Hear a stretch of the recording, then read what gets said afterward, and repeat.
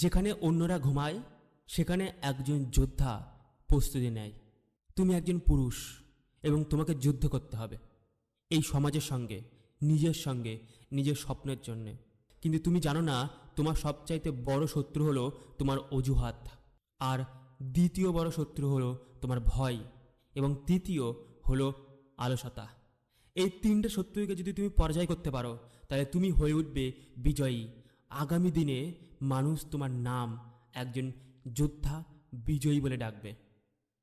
তুমি কি দেখেছো যারা আজ সফল, যারা আজ লক্ষ লক্ষ টাকা উপার্জন করছে, বড় বাড়ি বড় গাড়ি কিনেছে, তারা জীবনটা অসাধারণ করেছে?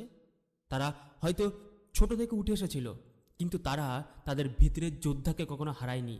তারা নীরবে কাজ করে গেছে। তারা হয়তো খুব সকালে 4টের সময় ঘুম থেকে উঠেছে। তারা কাজ করেছে কারণ তারা জানে ভাগ্য বলে কিছু হয় না, একমাত্র একটা জিনিসই হয়, সেটা হলো পরিশ্রম। যদি একজন সাধারণ মানুষ হয়, সে সকালে উঠতে চায় না, তাকে হাজার রকম বাহানা তার কাছে থাকে। কিন্তু একজন যোদ্ধা, সে সকালে ওঠে, এবং শুধু সকালে ওঠে না, সে কাজের মাধ্যমে তার নিজের অস্তিত্ব জানায়। আর ডিসিপ্লিন মানে সে নিজে যখন কাজ করছে তখন জানে এটা কেউ দেখবে না, কিন্তু তবুও সে কাজ করে যাবে আর নিজের রাস্তা নিজেই বানাবে।